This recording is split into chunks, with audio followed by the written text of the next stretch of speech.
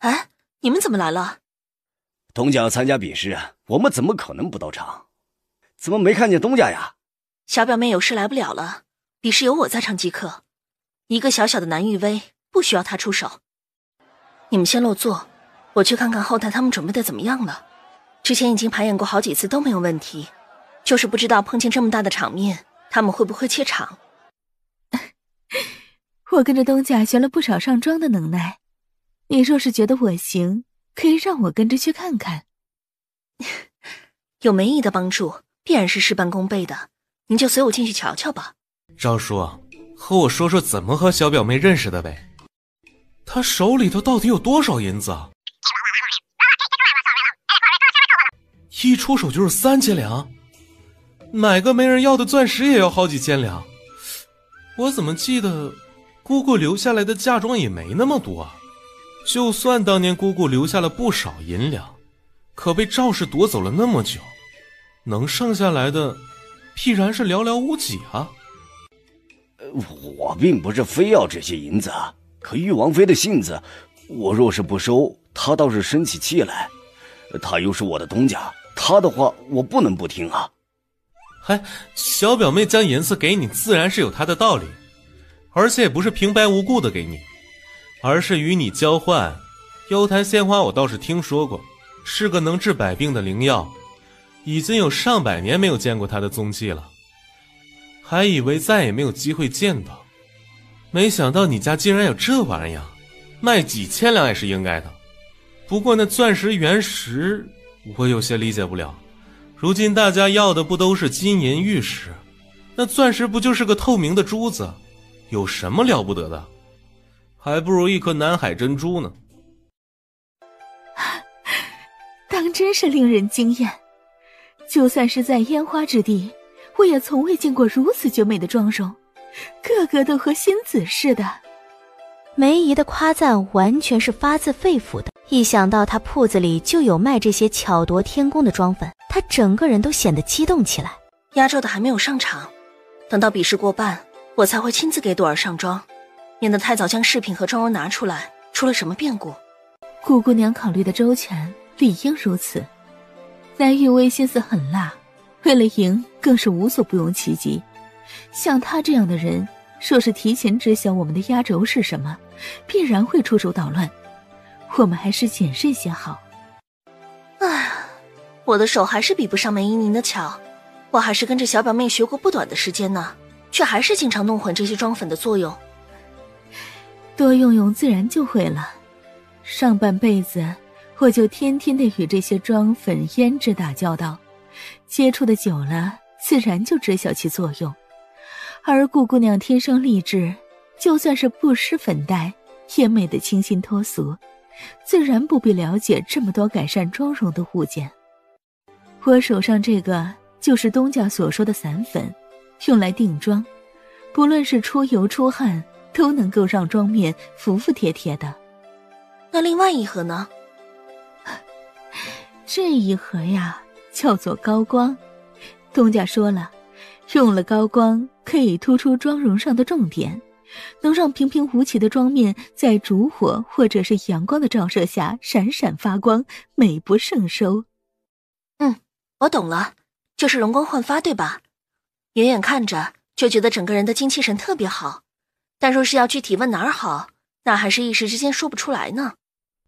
顾姑娘说的极是，一个画好的妆容若是99分，那么高光便是点睛之笔，少了高光就缺了那么几分的韵味。哎，表姐，你在玩什么东西呢？也让我瞧瞧呗。这可是比试的后台，你进来做什么？冯依依的脑袋上就差没有贴着2个字：内奸。啊，表姐为什么这么看着我？我就是想来帮帮你，毕竟里里外外的都没瞧见这玉王妃。说起来还真是的，这么重要的事，那都没看到玉王妃到场，反而是表姐你里里外外的奔波。昨天晚上没睡好吧？看着眼底都是一片青黑了。你今年也才17，怎么头上就有白头发了？你若是真这么闲，就去把你头上的白发拔一拔，免得像个长舌妇似的说3道4。小表妹的事儿就是我的事儿，我在场就相当于她在场，你就别在这儿挑拨离间了。姐姐别在这儿危言耸听了，不就是个装粉吗？为什么就不给我看看？未免太过于小气了吧？祖母都说了，我们顾家的姐妹就得和和美美的互相帮助，不就是给我看个玩意儿吗？怎么这么小气？祖母如今身子不好，要是这么小的事也闹到祖母跟前去，岂不是让祖母病情加重？姐姐怎么这么不孝呢？来拿。早这样不就好了？姐姐以后就知道谁才是您的亲姐妹。你们还愣着做什么？表妹自己没有拿稳妆粉，被妆粉泼了一身，是想看她在所有人跟前出丑吗？她还未婚嫁，若是传出去不好的名声，她还怎么嫁一个如意郎君呢？你们还不赶紧送我去洗漱，要不然本小姐还怎么见人？蓝玉薇还真是贼心不死，竟然派冯依依这个蠢货来打探消息，给他一点苦头吃。要知道，我们不是好惹的。去哪儿弄的这副模样？顾景荣搞的，他把妆粉泼到我脸上。那你也太不小心了。你好歹是顾家的姐妹，顾景荣竟然对你下这么重的手，看来是从来没有把你放在心上。不过你可有看见或者听见他们的妆容如何？我哪有机会瞧见？我刚进去和他要个妆粉看看，他就直接泼我脸上了。我眼睛到现在都还疼得厉害呢，就连眨眼都疼。行吧，下去好好休息。顾景荣赢不了我们。哼，这玉薇姑娘一出手，大家就知道有没有啊？大家说是不是啊？是啊，就连宫中的贵人用的都是玉薇姑娘所设计的妆容，难道还有不好的道理？难不成你们是认为宫中的贵人眼光不好了？宫中贵人认可的物件自然是极好的，若是哪家姑娘用了玉薇姑娘的妆容，别提多美，就连上门提亲之人都多了好几倍呢。这不是应该的吗？反倒是与南洛清那名不经传的铺子丢人的很，与他们比试几乎没有什么悬念。其实这场比试从一开始就是个笑话，还难为这么多人来看热闹。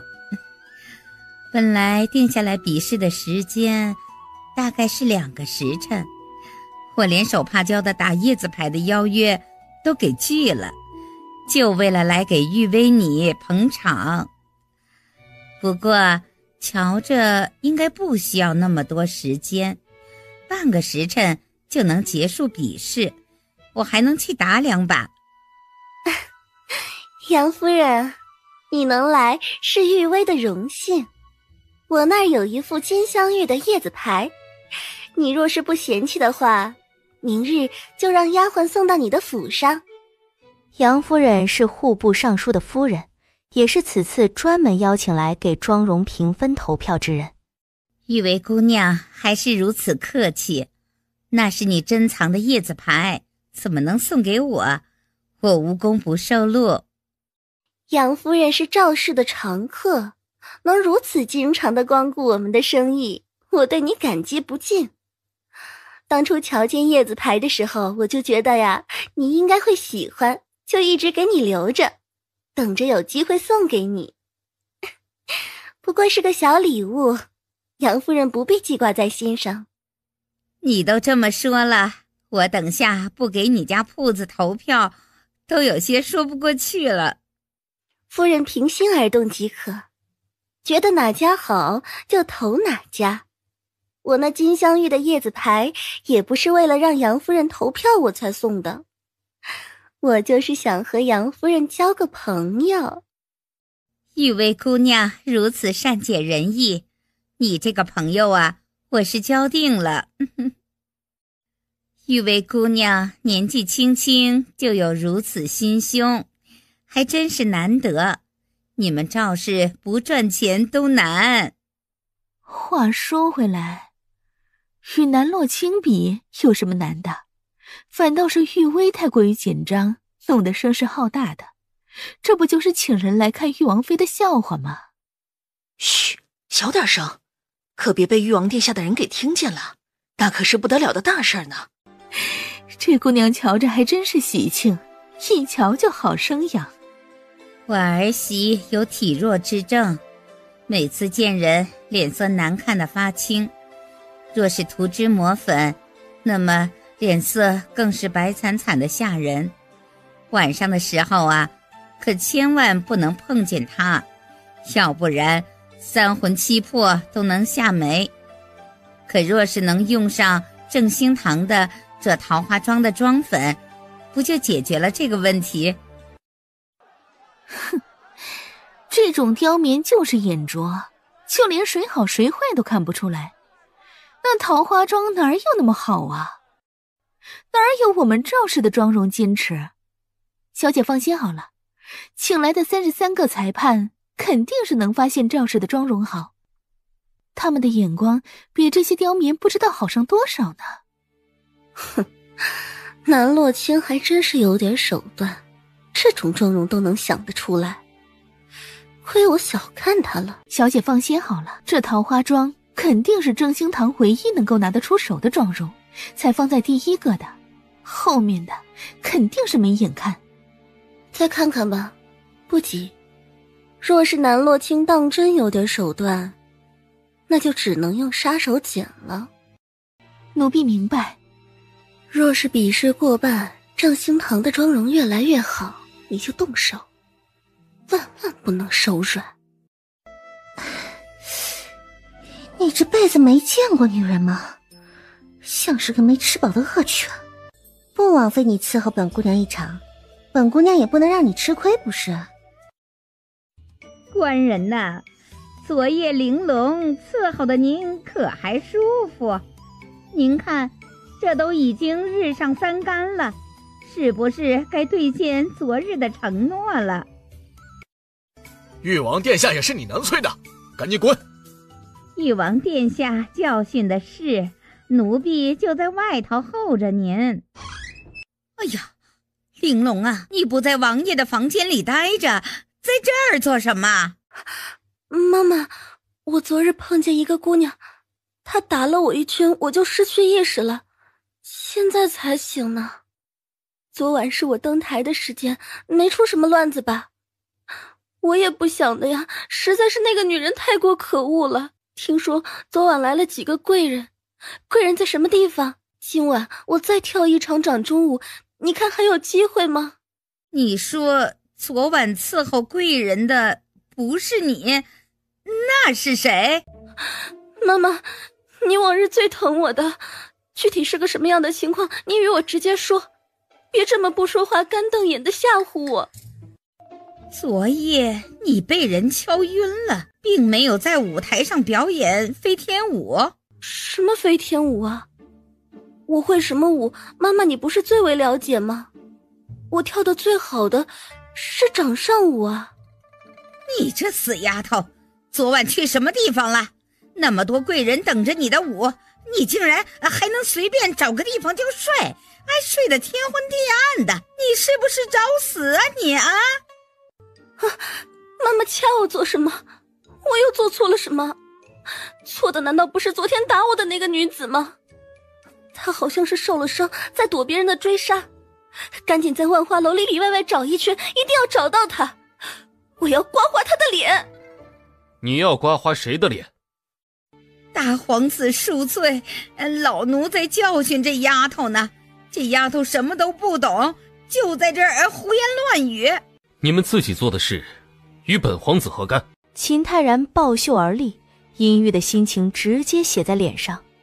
昨夜隔壁的动静不小，他还以为是秦玉修与烟花女子干柴烈火，可不曾想秦玉修揽在怀中压在身下的女子竟是他的心上人。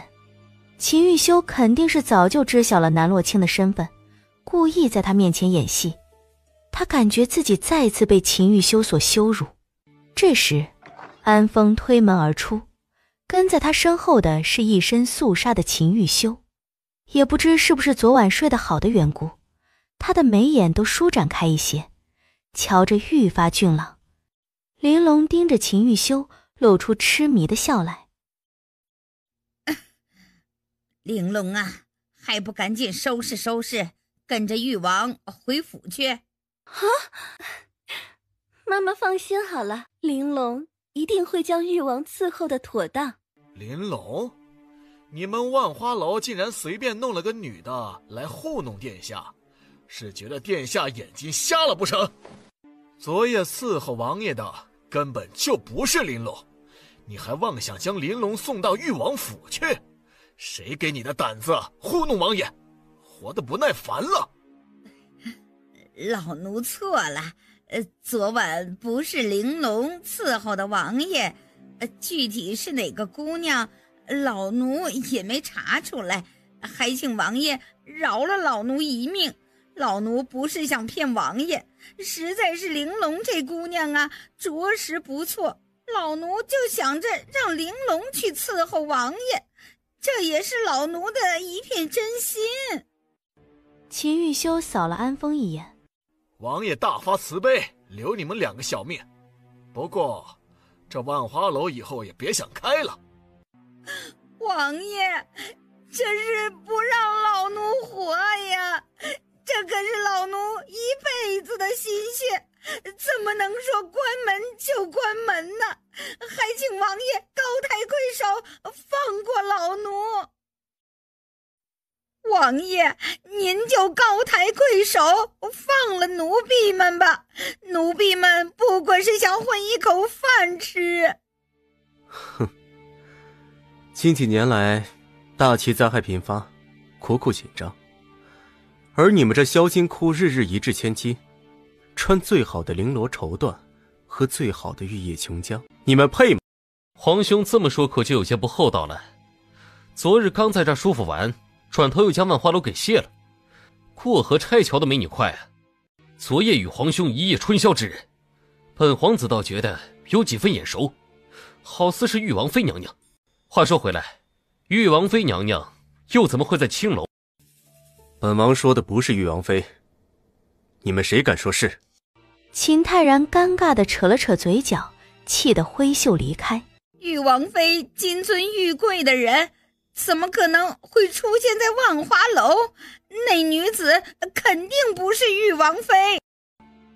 去找南洛清。听说今日是誉王妃娘娘与南洛清比试胭脂水粉的日子，估摸着时辰比试都快要结束了。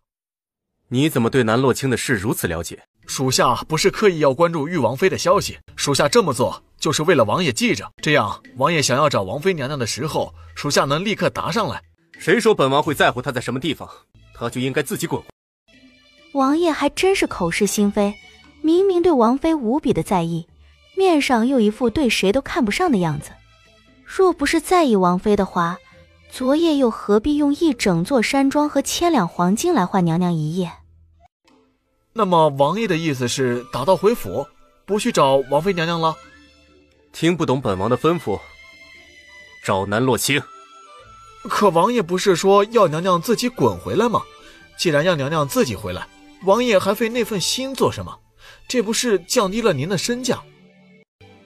话虽这么说，可本王在南洛清身上花费了数十万两银子，这些银子本王总得回本。去彩照楼看看比试进行的如何了。大皇子殿下，您来了，是来给玉薇捧场的吗？算是吧。秦泰然心不在焉地回答，目光在四下搜寻，企图找到南洛清的身影。大皇子殿下既然来了，就去雅间坐坐。是与誉王妃的比试吗？怎么没有瞧见誉王妃的人？姐姐这人就是这样，向来是说话不算话，她随心随性惯了，想怎么样就怎么样。比试是她约的，最后见不着人的也是她。其实姐姐这种言而无信的人，我也早就习惯了，难为大皇子殿下还记挂着她。她是你姐姐，你这样说她合适吗？大皇子殿下误会了，我这不是要责怪姐姐的意思，我就是爱之深责之切。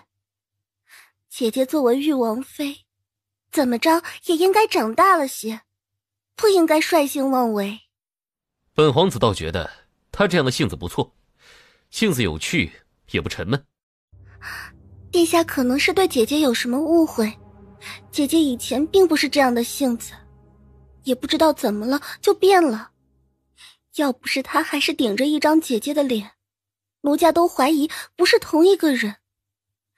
以前的姐姐就很好，从来不会与奴家针锋相对，可自从姐姐嫁到玉王府之后，整个人都变了。殿下觉得其中是不是有什么蹊跷？比如说中了什么邪术？这种事儿可是能胡说的。洛清这一生过得太苦，以前在元安侯府就是寄人篱下，过得小心翼翼，如履薄冰，又怎敢表露出来真性情？反倒是你既是洛清的妹妹，为何在府中没有多多帮衬她？大皇子殿下可能是误会奴家了，奴家在家中人微言轻，做决定的也都是家中的长辈，奴家根本插不上话，倒是经常暗地里会帮姐姐。姐姐在家中无人管教，养成了嚣张跋扈的性子，这根本就不是奴家的错。如果当初是本王在她的身边，就不会看上誉王那个瘸子了。殿下，缘分是天注定的。再说姐姐已经嫁人，也不再是黄花大闺女。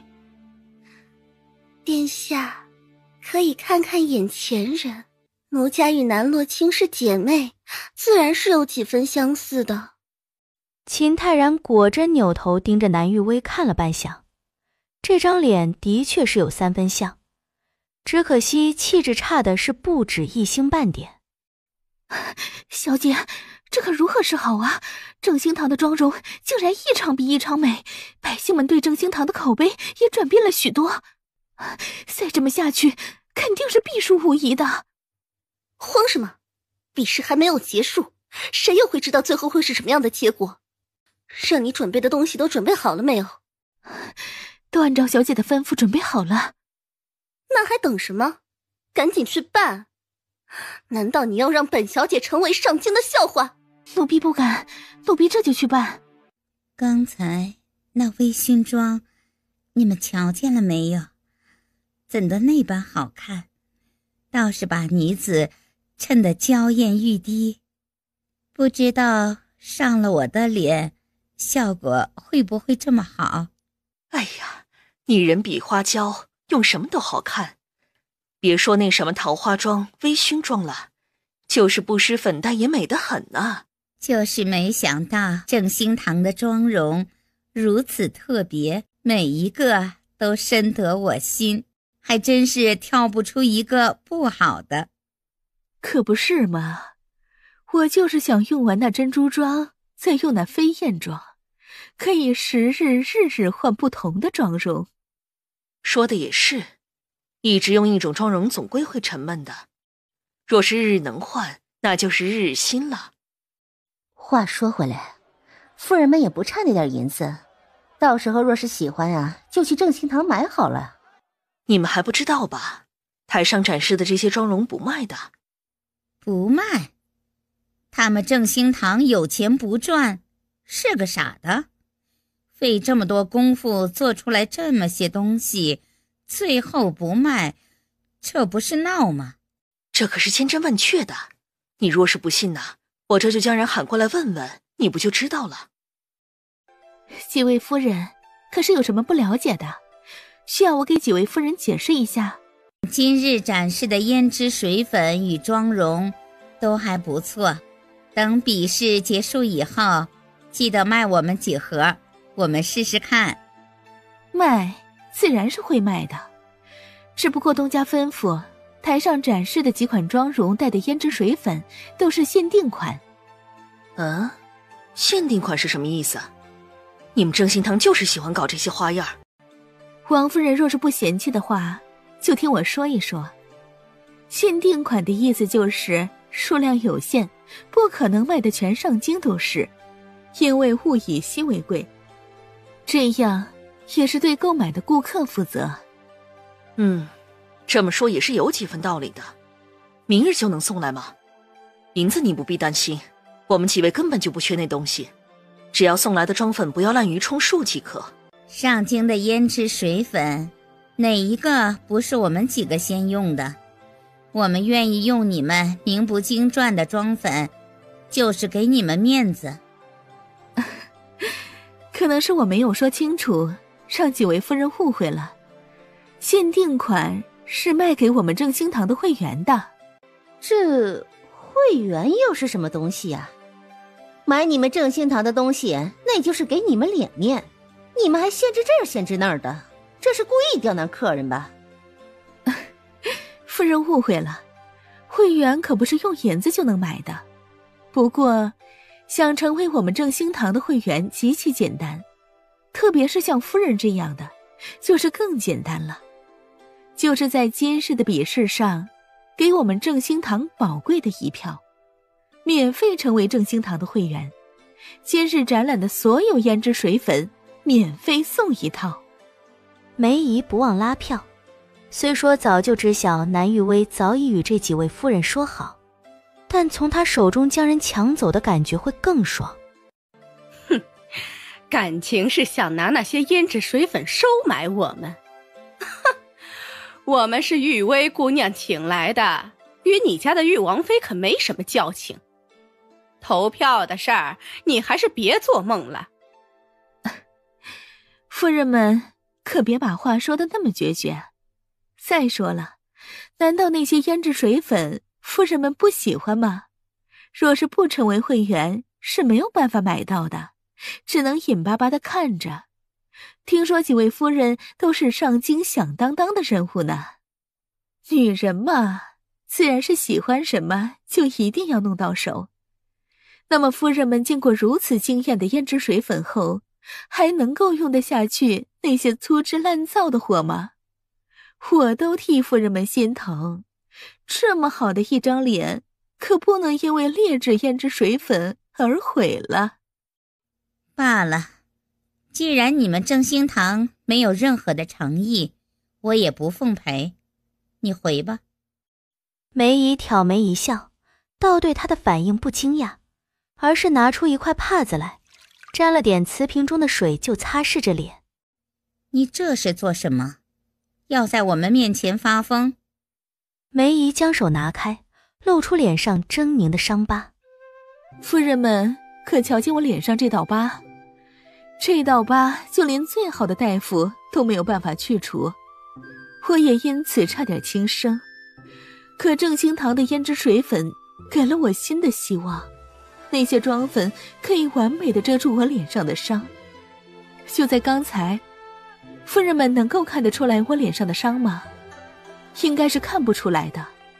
若是能看得出来的话，夫人们眼中也不会如此惊讶。所以啊，这妆粉可不是你们想的那么简单的，就连我脸上的伤都能遮得严严实实，让夫人们回春也是能办到的。梅姨又拿出妆粉，妆粉盒上有个小镜子，就对着小镜子将脸上的疤痕继续遮挡好。不一会儿的功夫，那张脸就白嫩的像是脱了壳的鸡蛋似的。这难道是什么法术不成？那么长的一道伤疤，竟然也能掩盖得清清楚楚。成为你们家的会员，除了给你们正兴堂投票以外，难道说别无他法？这些都是东家吩咐的。在今日的比试上，若是有夫人投了正兴堂，便是对正兴堂有恩，从此以后成为正兴堂的会员，那也是使得的。毕竟玉王妃娘娘并不缺银子，钱不钱的她倒是无所谓。她做这些妆粉出来，就是想要帮助和她一样的女子罢了。几位夫人们在聊什么？能不能也说给玉薇听一听啊？玉薇，你来得正好，我们正在和正兴堂的掌柜聊聊，让正兴堂的人都和你的赵氏学着点儿，要不然呢，这铺子开下去，迟早有一天是要倒闭的。我年纪小，杨夫人可别骗我，要不然夫人说什么我就信什么。我都把你当作亲妹妹了，又怎么会骗你？你若是不信的话，就可以问其他几位夫人，我们是不是在替你教训这个正兴堂的掌柜？你就把心放到肚子里去吧。正是，我们都在帮你教训正兴堂的人呢，让他们不知好歹，还是趁早认输的好。是我误会几位夫人了，在这坐久了，渴吗？我命人给你们泡了一壶上好龙井，你们尝尝。几位夫人说的那些我都记在心里，那我们就一言为定。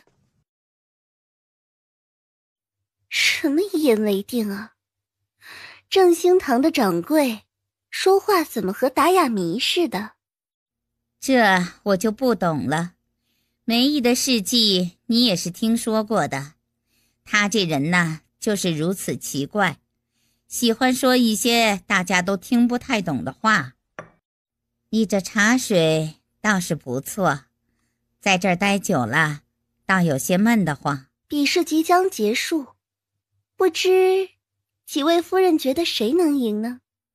自然是赵氏，赵氏能赢，必然是毫无悬念的。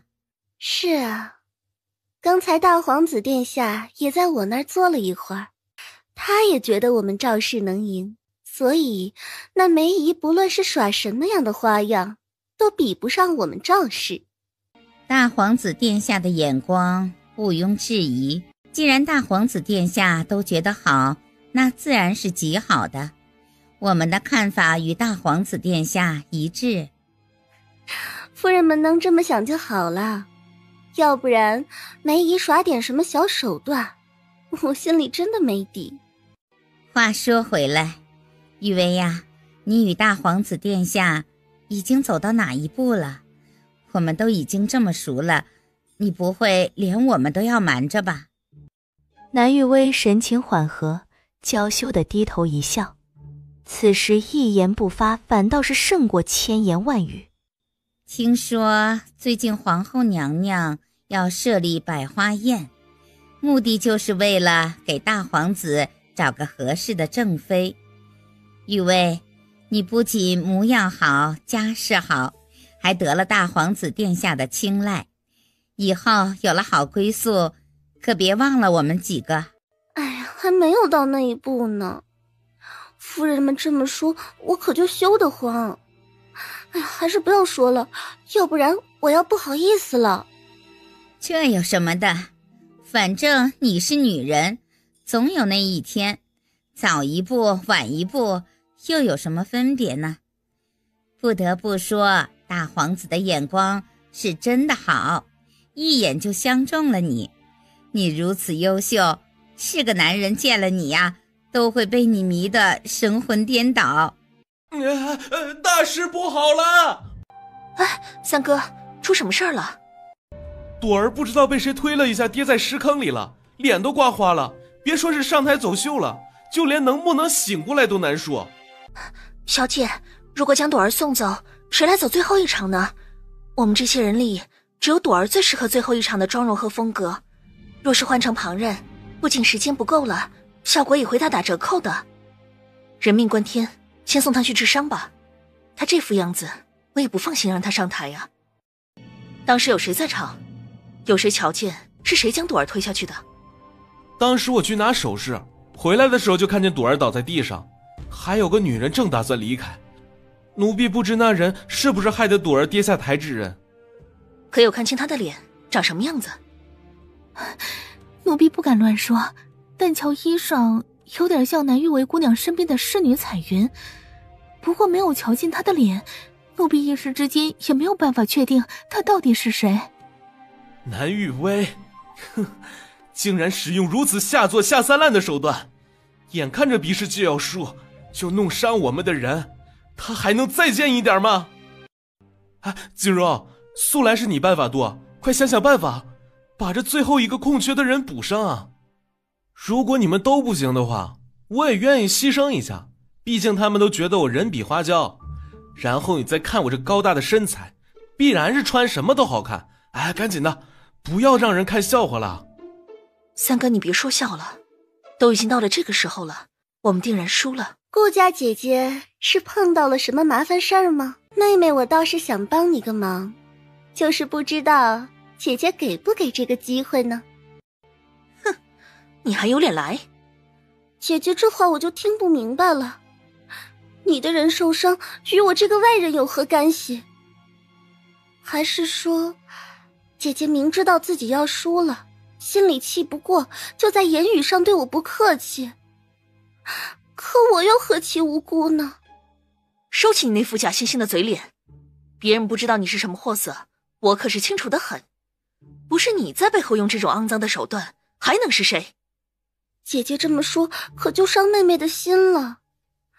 妹妹专程来见姐姐一面，就是来看看有没有什么地方能帮得上来的。可姐姐非但不领情，还见人就骂，真是伤人心。你当真以为你可以无法无天了不成？全天下的人都会被你耍得团团转，你的所作所为终要付出代价，不是不报，只不过是时候未到，你且等着。姐姐可别这么和我说话，惹我生气可没什么好结果。既然姐姐没什么地方需要帮忙的，那么妹妹就先走了。等下我们赵氏赢了比试，会在楼里大摆宴席，你要是喜欢的话也可以来。毕竟我这人呢，就是喜欢以德报怨。滚！姐姐输了比试，心情不好，妹妹能理解。就是这副狰狞模样实在吓人，妹妹都要看不下去了。听，外头的锣鼓声响起，想来应该是最后一场比试开始了，妹妹可得去看看，就先走一步了。殿下难道就喜欢干什么都不行的人吗？还是说殿下喜欢和别人睡过的？这还不简单？你以为本皇子和你想的一样？本皇子怎么可能是你想的那样？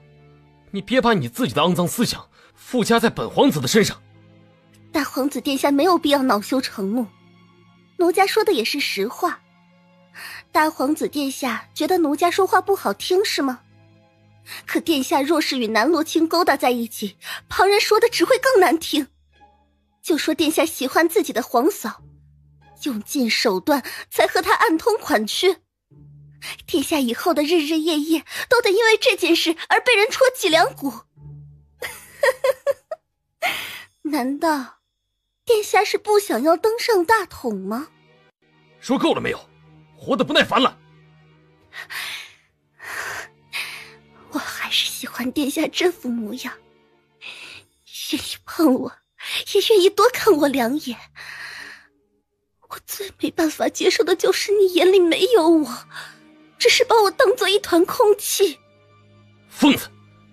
本皇子以前怎么没有看出来你这么疯？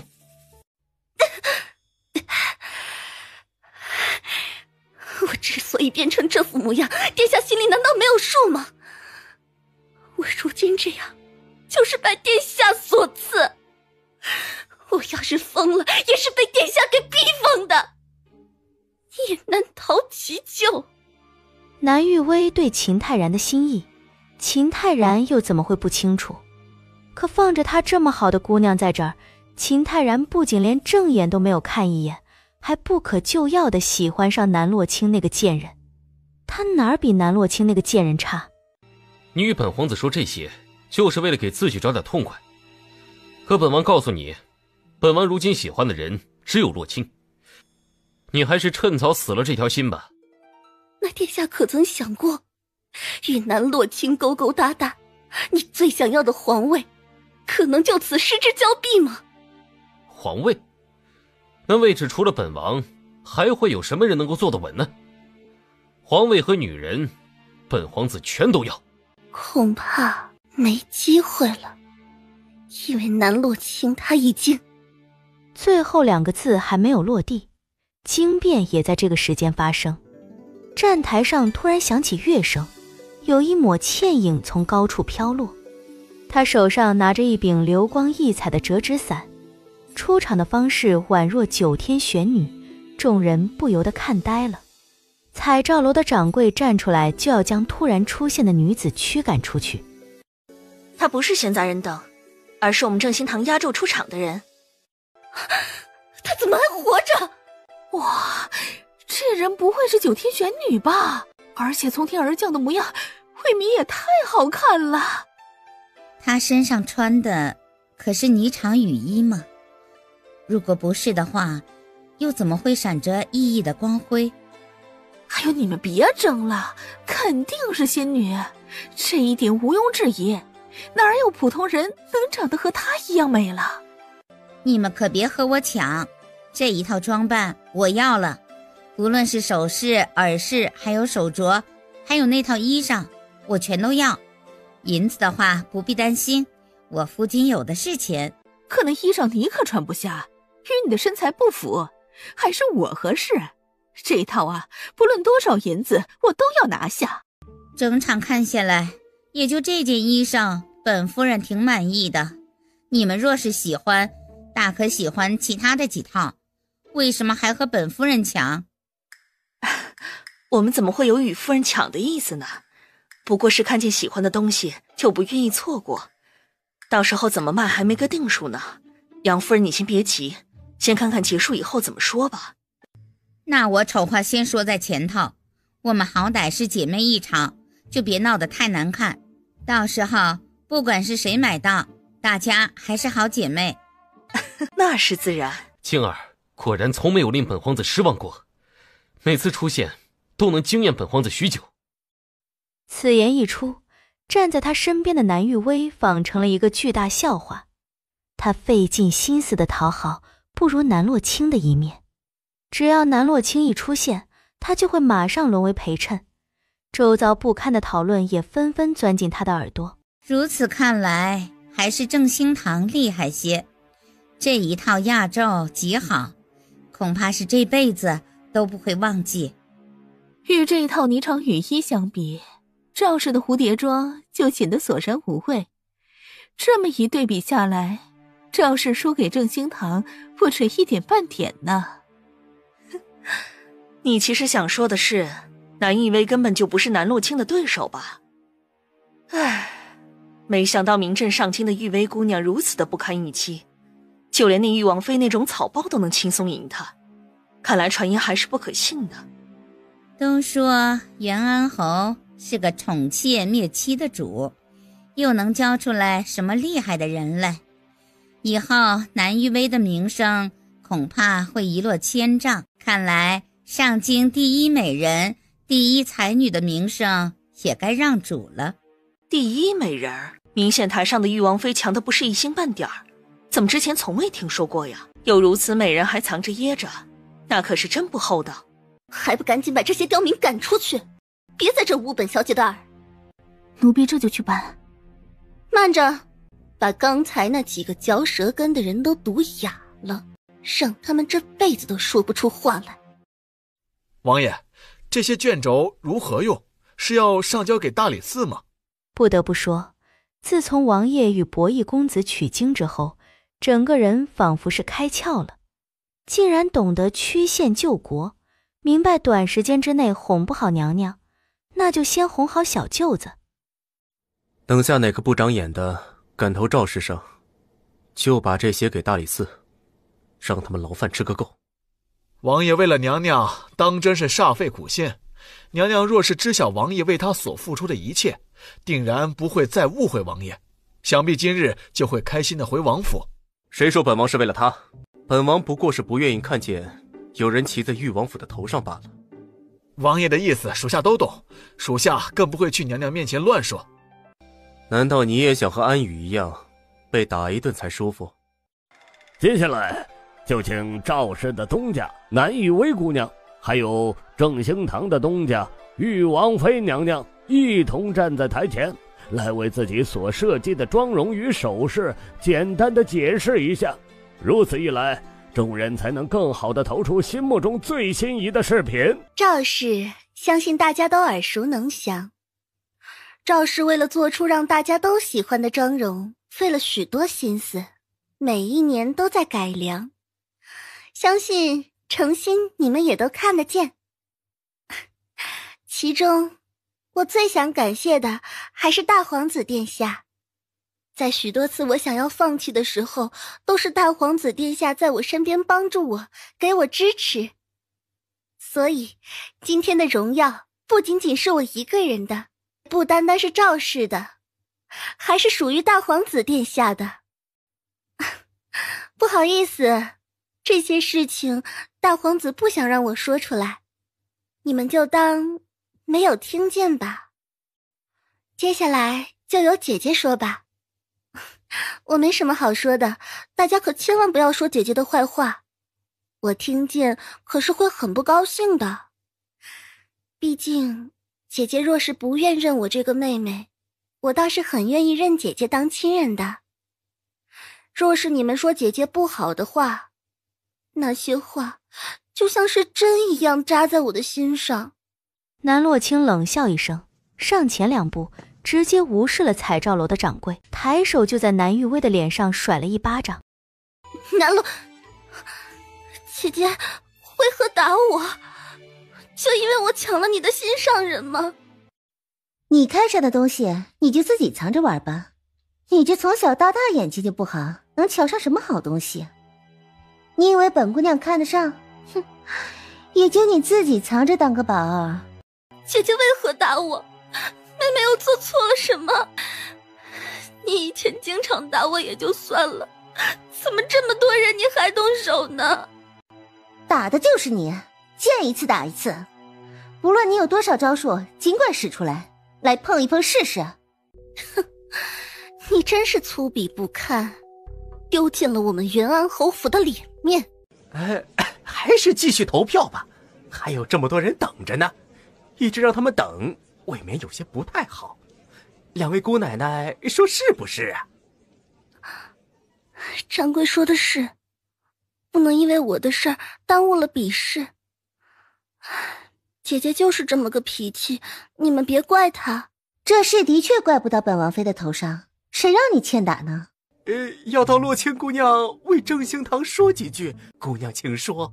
我身上这一套首饰用的材料主要是钻石，整个天下也只有正兴堂才有这手艺。如果夫人姑娘们对钻石感兴趣的话，可以来我们正兴堂选购。而我身上这一套呢，整个上京城仅此一件，想必也有不少夫人小姐喜欢吧。你们若是真的喜欢，也不是没有获得的机会。怎么买你身上这套衣裳与首饰？开个价，夫人我不是差钱的人。本王妃身上这一套衣裳并不需要银子。不需要银子，难不成是白送？当然，白送。送给谁？怎么送？总得有个说法。所有今日给我们正兴堂投票的人都会获得一次抽奖的机会，谁抽到了，那这一身衣裳就属于谁。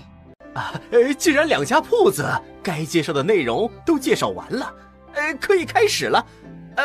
不过规则得有些改变，从不记名，改为记名投票。大皇子殿下，之前早就与殿下说了，南洛清是个心狠手辣之人，眼中根本就没有任何的姐妹情谊。刚才当着那么多人的面都能对我动手，大皇子可要为我做主啊！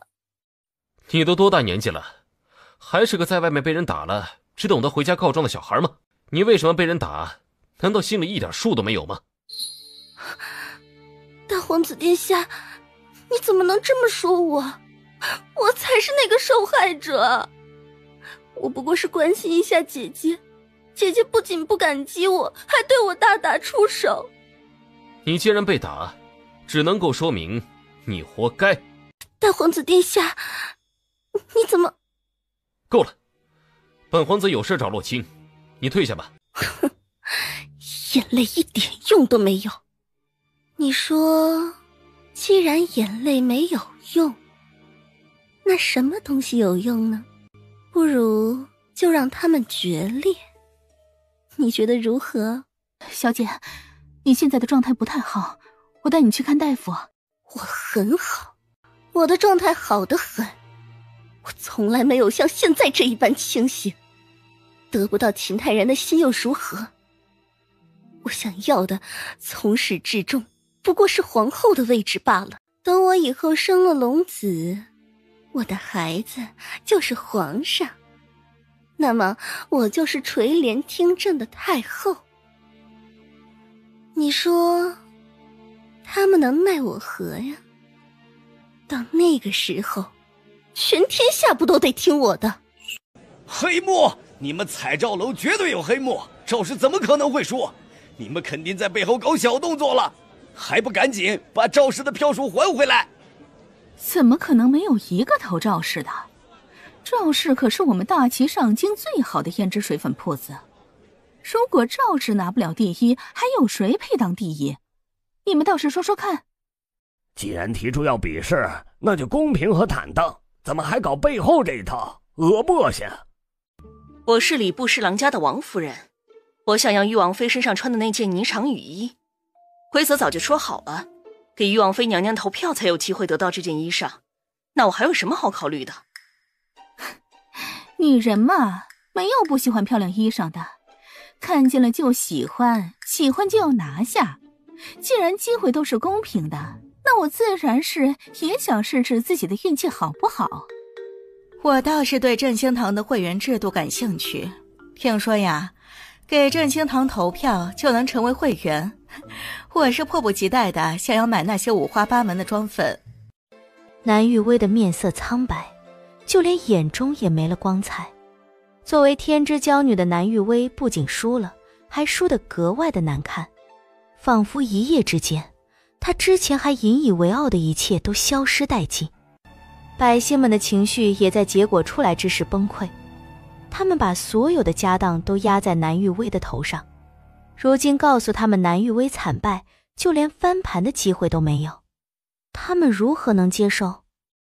既然南玉薇和赵氏让我们倾家荡产，那我们也别和元安侯府客气。就连南玉薇身边的丫鬟都是穿金戴银，难道我们都得吃糠野菜？这日子你们过不过？南玉薇还钱，赵氏还钱。哼，你现在哭有什么用啊？你的名声也坏了，以后还有谁会要你？早知今日，何必当初？你放心，皇子妃的位置，除了我，没人能坐。你以为你现在的名气还能够让皇后看上你？她看不上，那就杀了她。哎，这种话是能随便说的？你是真的不怕被株连九族？富贵险中求的道理，娘亲会不知道吗？当年娘亲不就是这么弄走顾玉瑶的吗？若不是娘亲使了点手段，元安侯府又怎么可能是娘亲说了算？娘亲又怎么能安安稳稳的做了这么多年的嫡夫人？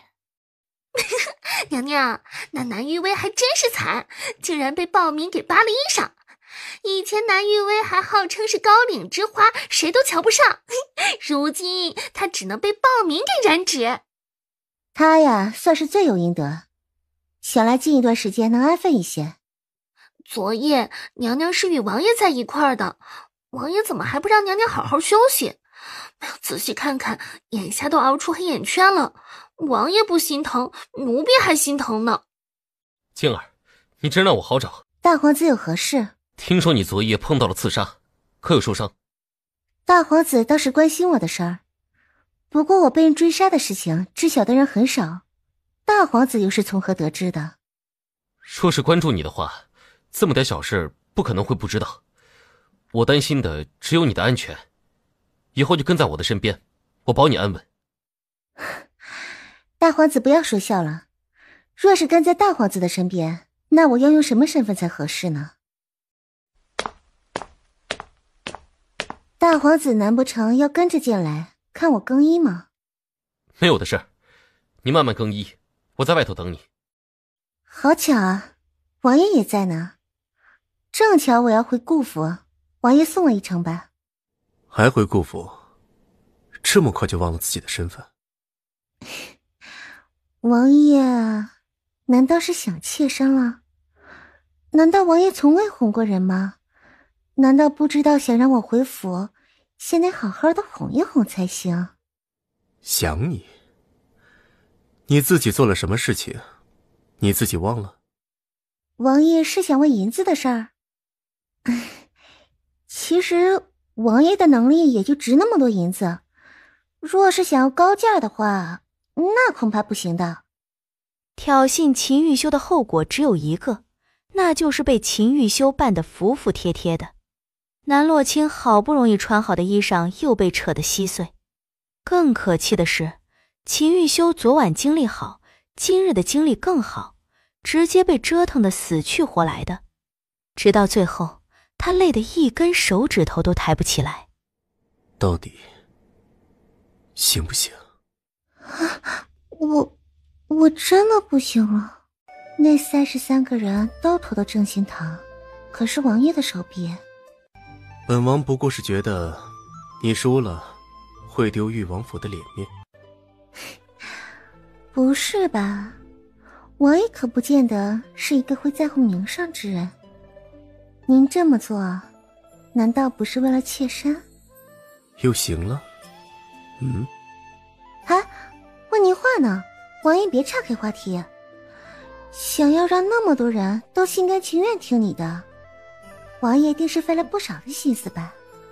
处理那些人易如反掌，你别多想。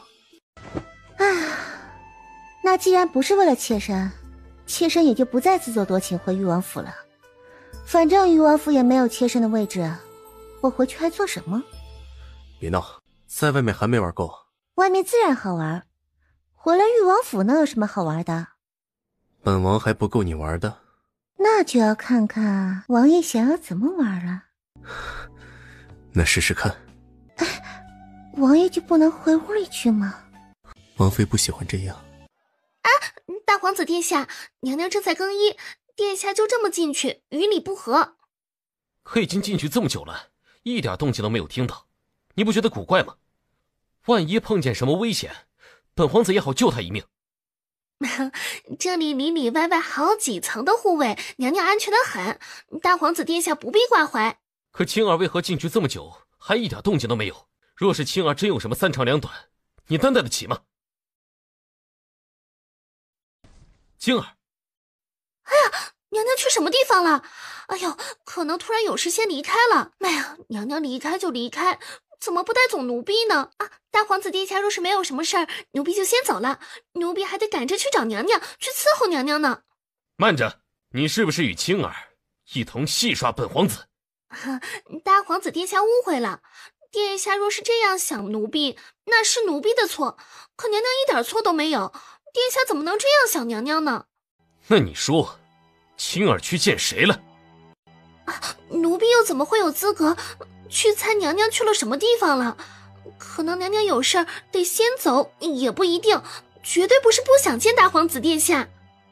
唐月的借口听起来格外的苍白，秦泰然满腔的怒火没有地方发泄，只能找唐月的麻烦。他一脚踹在唐月的胸口处，唐月直接被踹飞了出去。是不是你怂恿青儿离开本皇子身边的？从始至终就是你在一旁拦着，如果不是你的话，青儿也不会在我的眼皮子底下溜走。秦泰然要见南洛清已经魔怔了，一时之间见不到南洛清，他心口的火只会越烧越旺盛。殿下来的突然，之后奴婢与娘娘就没有说过什么话，奴婢又能有什么机会在娘娘耳边吹耳旁风？奴婢没有对娘娘说什么挑拨离间的话，娘娘也不是有意不见殿下的，实在是有事在身上，不得不离开。具体是什么事儿，还得见过娘娘之后仔细问问，才知小娘娘去了什么地方。你一个丫鬟，连主子都看不好，要你有什么用？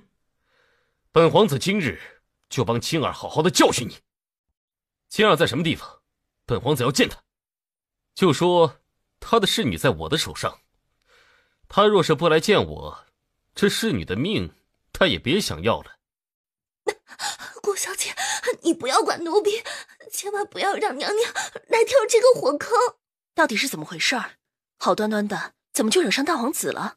顾小姐，你还是早些去请青儿来吧，要不然这小丫头就要没命了。你还愣着做什么？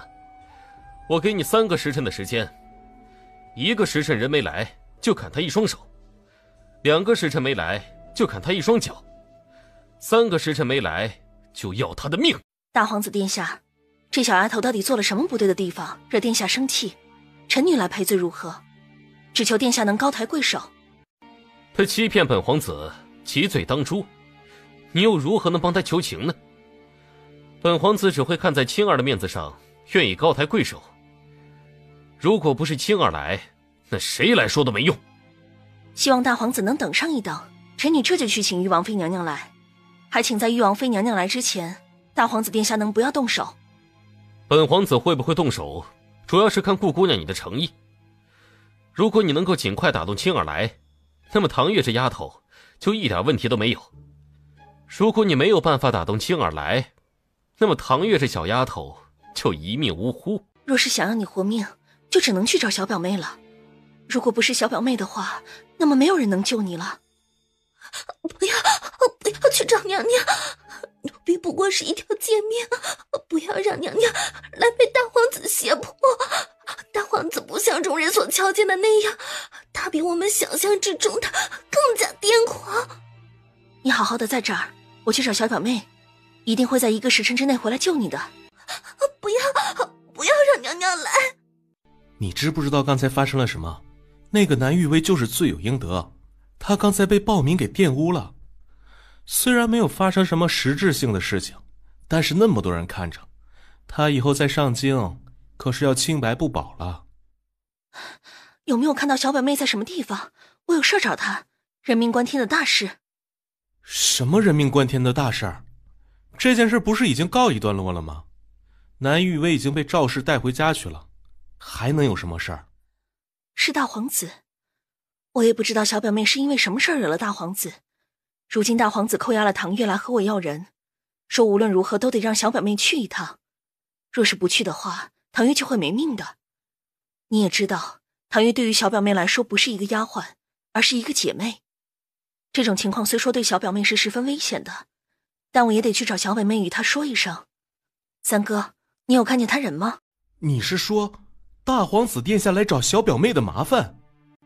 誉王府中，南洛清正和秦玉修酣畅淋漓，根本就不知道外头发生了什么，一直从马车折腾到卧房。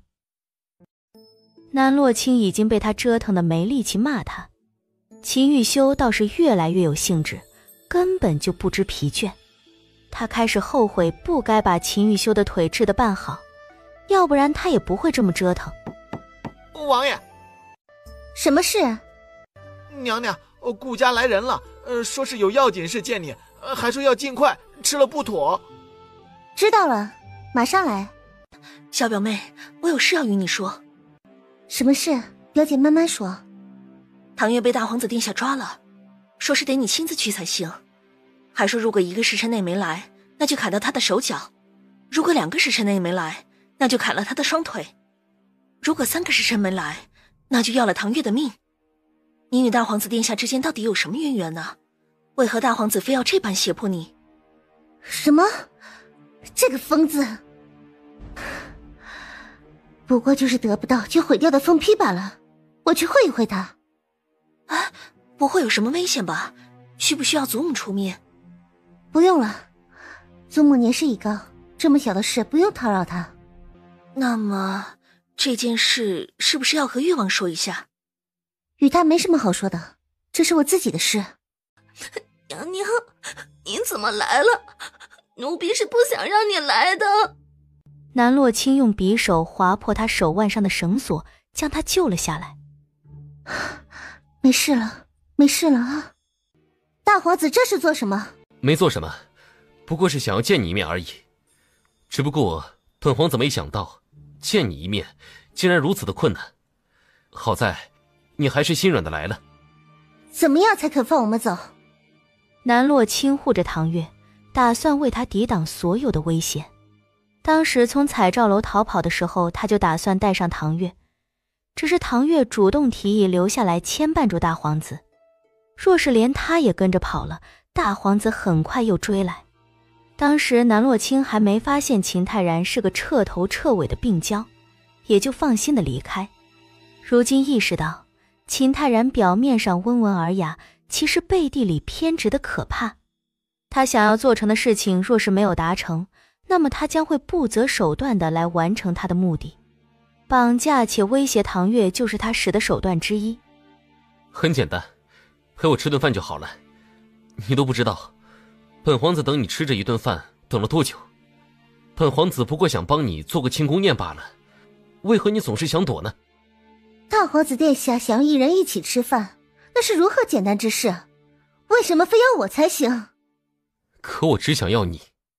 秦泰然端着酒杯接近他，用视线描绘着他的红唇、他的脖颈、他的肌肤，直到看见肌肤上一道红色的吻痕，他的目光陡然变得癫狂起来。你离我而去，就是为了与秦雨修做那事儿？他只是一个瘸子，一个瘸子，怎么能让你如此着迷？我是殿下的皇嫂，难道殿下想要传出染指皇嫂之类的丑闻吗？静儿，我对你的情谊又怎么可能是皇位可以比拟的？我对你的情谊，你难道还没有明白吗？我为了你连名声都可以不在乎，你就不能看看我的心吗？你的心？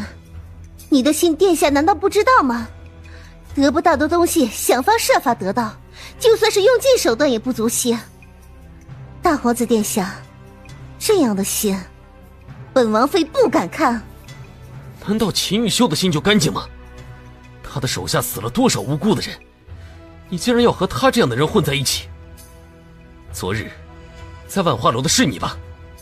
其实本皇子早就看出来了，只不过你还是没有选本皇子，而是跟着秦玉修走。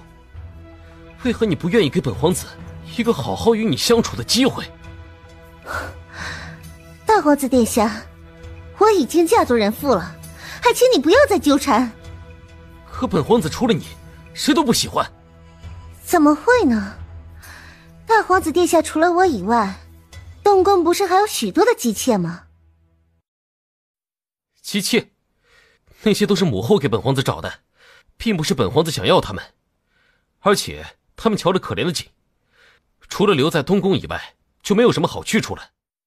昨夜在万花楼，大皇子不是也喊了好几个姑娘陪你？难道那也是被皇后娘娘逼的？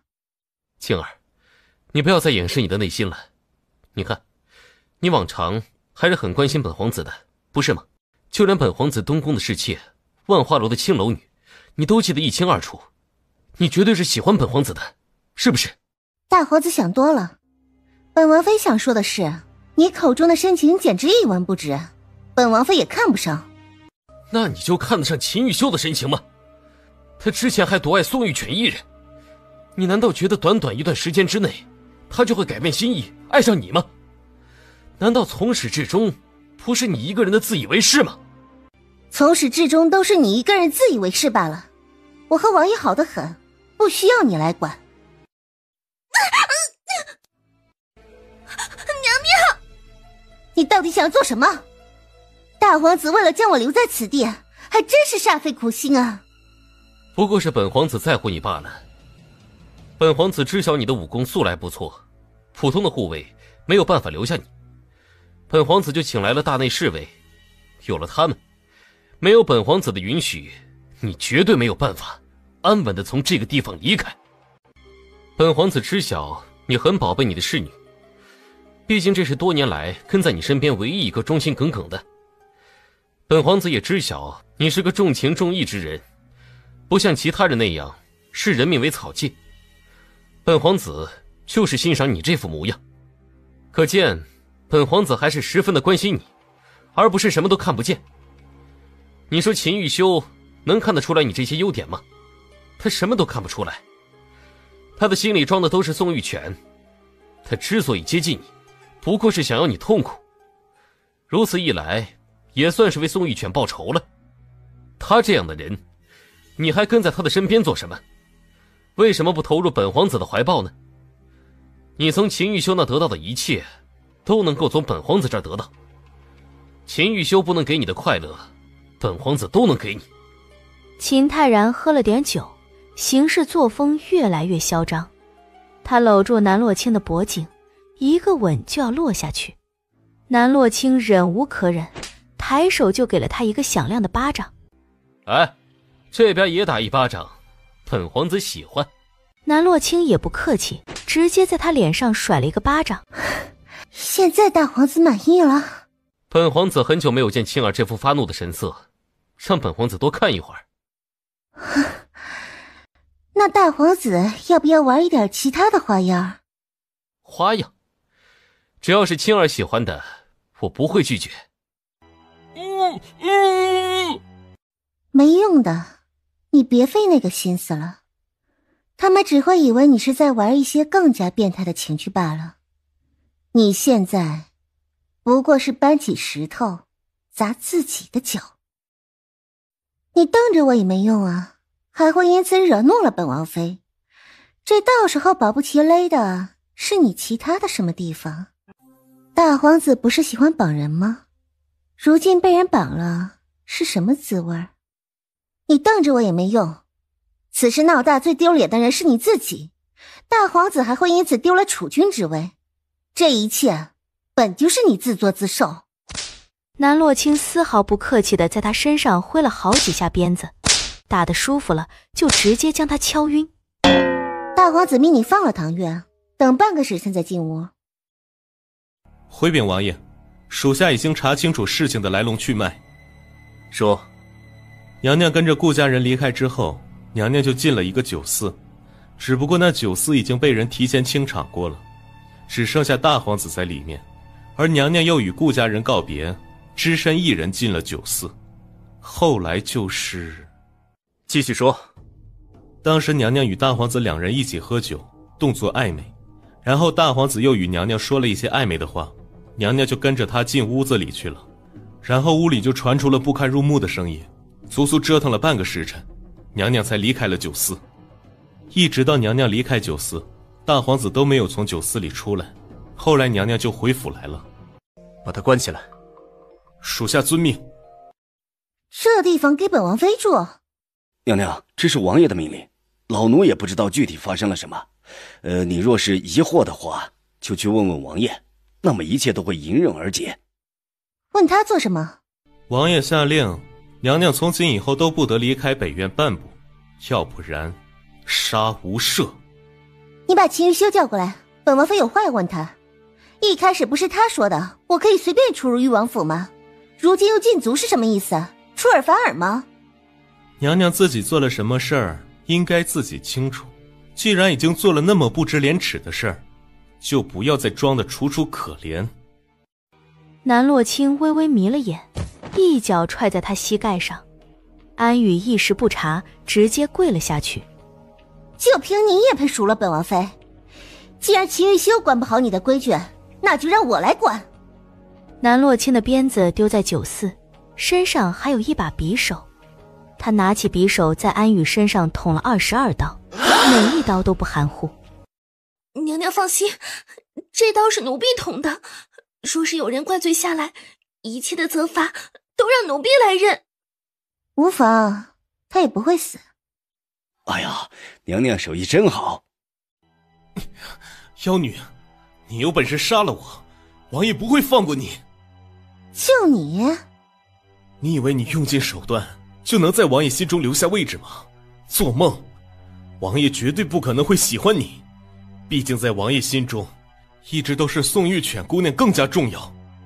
南洛清不客气地又在他身上捅了几刀，当然，这些部位都是避开重要位置的。安宇疼得整个人都在颤抖，而秦掌柜用手捂住眼睛，根本就没眼看。这么痛，还不如直接一刀了结的痛快。本王妃最讨厌听见的就是那个名字，你还每次都挂在嘴边，我不捅你还能捅谁？南洛清轻飘飘地将匕首拔了出来，继续给他上药，不要他的命，让他感受死去活来的滋味。救我！去喊王爷来！南洛清的医术怎么能这么好？他还能用那古怪的缝合之术把他身上全部的伤口都缝合起来，就像是缝衣裳那样。他瞬间觉得自己像一个破布娃娃。秦管家连连后退，把安宇看作是洪水猛兽。抬眸一看，南洛清冲着他挑眉，他感觉自己的腹部与腰部都疼得厉害，好像真的已经被玉王妃捅了几刀似的。哎呀，我说你别扒拉我，王妃娘娘这么做自然是有王妃娘娘的道理。你让我把王爷请来什么意思啊？是不服娘娘管教不成？娘娘，老奴听他的，让秦玉修来，我到时候问问他到底发哪门子的疯。娘娘，王爷命属下将安宇带回。秦玉修自己怎么不来？王爷有药物缠身，所以来不了。等王爷手中的事情处理完以后，应该就来找娘娘了。当真来不了？的确，王爷有药物在身，楚国的使者来访，王爷自然是忙碌一些，还请娘娘不要担心，等王爷忙完这一阵，就会来找娘娘。既然王爷来不了，那你就代替他喝一杯赔罪吧。安风，你要是敢拒绝的话，你会和安宇一个下场。娘娘现在可否让属下将安宇带走？随便。安宇往外还没走2步，就径直倒了下去。怎么，你是知道自己快没命了，所以才迫切找一个垫背的吗？我好心来跟你送药，你就这样对待救命恩人吗？南洛清可不惯着他这脾气，2次3番的都不吃，那就不要吃好了。他转身正要走，心口突然袭来一阵剧烈的疼痛，曾经那种濒死的疼痛再次袭来。糟糕，差点忘了原主在他身上下的禁咒。在没有查明真相之前，若是秦玉修就死了，那他也得跟着陪葬。演什么？苦肉计？我知道我在你心里没有地位，我就算是死在你面前，你也不会皱一下眉头。我又何必在你身上浪费苦肉计呢？这就是你喜欢与秦泰然勾搭的原因？我和秦泰然怎么就勾搭了？你哪只眼睛看见了？秦玉修不解的是，明明旧伤复发的是他才对，怎么南洛清看上去比他还要柔弱不能自理？你怎么了？找太医来！南洛清搂着他精细的腰，艰难地抬起手指，把仅剩的最后一点药粉塞嘴里，然后吻上秦玉修苍白的唇。秦玉修没有甩开他，而是任由他将药粉渡到口中，药效发挥得极快。秦玉修的旧伤已经被控制住，南洛清的脸色也恢复了正常。只要秦玉修的身体不出什么毛病，南洛清的心绞痛就不会再犯。你刚才说我和秦泰然之间怎么了？你与秦泰然之间的事情，本王已经全部知晓。你知晓个屁！那秦泰然就是一条疯狗，我和他之间还能发生什么？反倒是你啊，你把我关在北院有道理了，有本事你不要让我来救你啊！你单独去见秦泰然，不需要费脑也知晓发生了什么事情。秦玉修眼神阴郁，南洛清稍一思索就明白其中的缘由。原来是秦玉修误会自己头上被戴了绿帽，恼羞成怒地把他送去北院软禁起来。一来是冷着他当作惩罚，二来就是不让他与秦泰然见面。凑巧秦玉修旧伤复发，宁愿疼死也不愿吃药。若不是他主动来西院，恐怕秦玉修会被折腾掉半条命。那看来王爷还真是没有脑子啊！在你的眼里，妾身的眼光就这样差，连他那种卑鄙的小人都能看得上。虽说秦玉修被骂了，但他心中的怒火却被浇灭了大半。嘴角机不可察的微微上扬。王爷就这样的不自信，觉得自己比不上秦泰然？你还说，不知死活！我和秦泰然之间并不像你想的那样，我们之间什么也没发生。大皇子可是碰见了刺杀，与你无关的事情就不要多问。下官知错，还请大皇子殿下息怒。殿下的伤势如何？伤势一般，伤势没有伤及五脏六腑，就是得休养一段时间。伤好之前不要碰水，再吃下官所配的汤药就能好全。你是个聪明人，应该知晓什么话该说，什么话不该说，要不然有你好看。下官明白，下官绝对不会到处乱说。然而，好端端的怎么请太医了？可是身子不太舒服，与母后说说。母后，您怎么来了？怎么，本宫若是不来的话，又怎么会知晓你什么情况？如实招来。是什么病症？连母后都不愿意说了吗？哪来的这么浓重的血腥味？姑母，你没闻到吗？血腥味儿。然儿你受伤了，你们是怎么伺候然儿的？竟然让然儿受伤！前不久然儿刚被人追杀，如今倒还受了伤，要你们这些废物有什么用？就是一点小伤而已，母后你不必担心。再说了，你的病刚好，血腥气不适合冲撞到你。他虽恨南洛清打了他，但整件事的过程他都十分的丢人。既如此丢人，又怎么能说出来被旁人知晓？表哥这人呐，就是这样心善，就算是被人冲撞了，最后也只会说是自己的不是。表哥，你以后可是未来的储君，妇人之仁可不行。今日他可能会伤了你，来日岂不是会骑到你的头上去？在大齐的皇城之内，到底是谁敢对你动手？母后，并没有什么人伤害我，您放心好了。这个点是你吃药的时间，你吃药了吗？你们快搀扶母后回去吃药。是什么事儿，连母后都不能说了。行，你不说是吧？延禧，说说看，到底是谁胆大包天的伤了大皇子？说，到底是谁伤了然儿？难道是说打人的那人是表哥不愿意伤害的，所以才会如此？你若是不说，今日你的命就交代在这儿。母后，延禧是儿臣的贴身侍卫，这件事母后还是不要再追问了。不过是一点小伤罢了，没有多要紧。而且延禧跟在儿臣身边这么久，儿臣早就用习惯了。若是母后弄死了延禧，那么儿臣去哪找个趁手的侍卫？然而，从什么时候开始，你连母后的话都不听了？母后不过是想要一个真相，如此简单的事情，你都要瞒着本宫吗？你全然忘了这么多年，本宫是如何为你运筹帷幄、费尽心血的。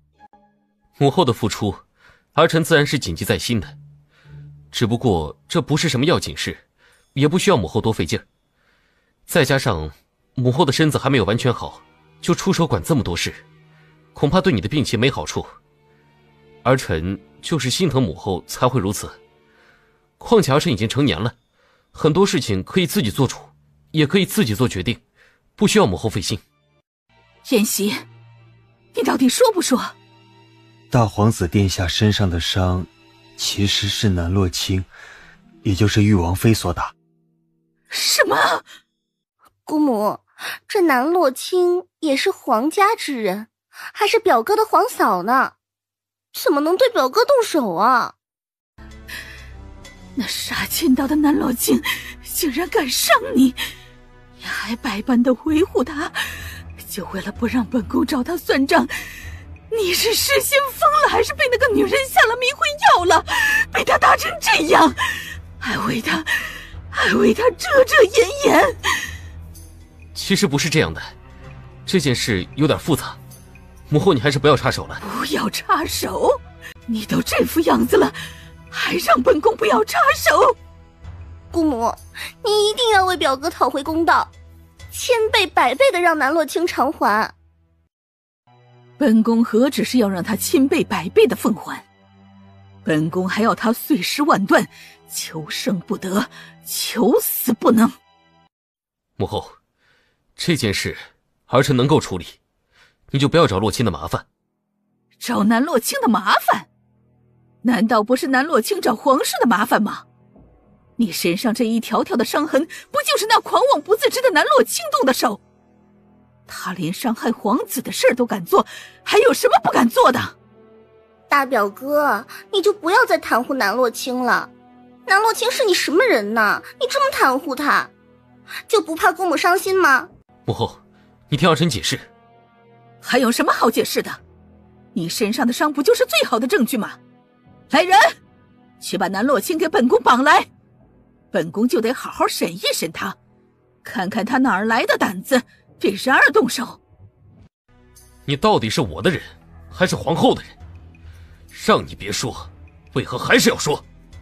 属下是太子殿下的人，但皇后娘娘的命令，属下不能不从。不能不从？好一个不能不从！那本皇子的命令你也听好。来人，把他拉下去净身，以后就是延禧公公，而不是延禧侍卫了。殿下，属下对您忠心耿耿，这么多年没有功劳也有苦劳，殿下不能这么对属下。不能这么对你。你既然早知今日，刚才又为何将一切都说出？此事本皇子没法收场，你也别想好过。留你一条命已是仁慈，还不赶紧谢恩？